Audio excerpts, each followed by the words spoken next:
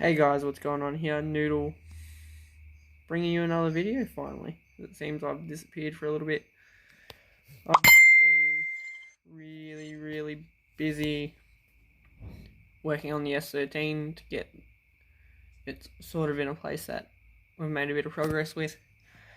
We've finally got the motor in. I didn't want to make another video with the motor still being out of the car, which I think it was last time I made a video. Now it's in with the gearbox on. We've got it with RB20 mounts and brackets, so you don't just need the actual rubber mounts, you need the metal brackets to bolt to the motor, which is something that we just assumed that you'd use the RB25 ones. And the engine mount brackets, that is, not just the engine mounts. Because everyone's always use the RB20 mount in the R33 crossmember. Sits the best. Nobody ever said the engine mount brackets, whether that be naivety or whatever you want to call it. You never know, but you learn. So we got that sitting in. Really got to test fit it with the Greddy Plenum again, because when we test fitted it with the RB25 mounts, but that was also no gearbox on, it hit the master cylinder, the brake, or master, the clutch master anyway.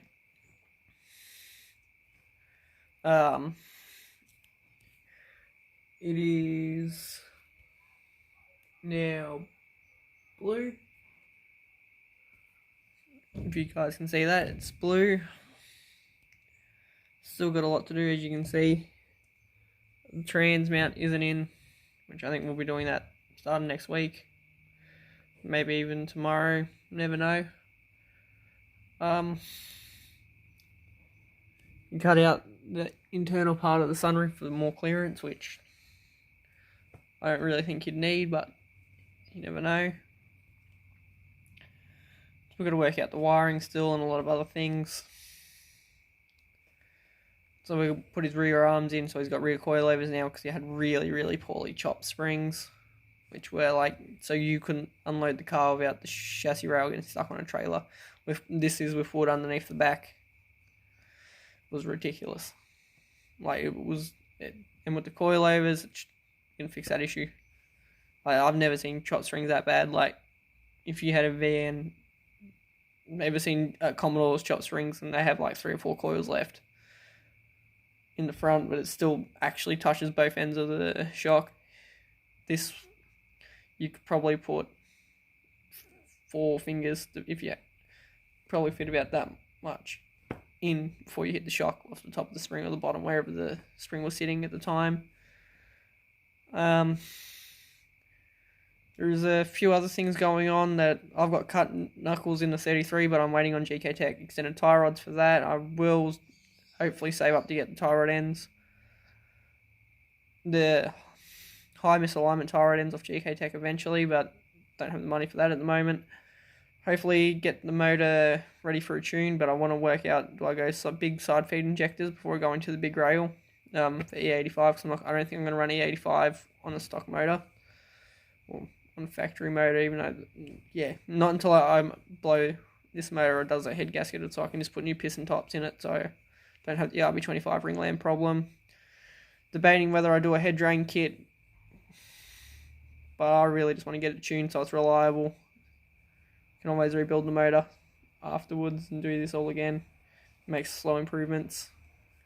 Other than that, I've got some hopefully new content coming out a bit more.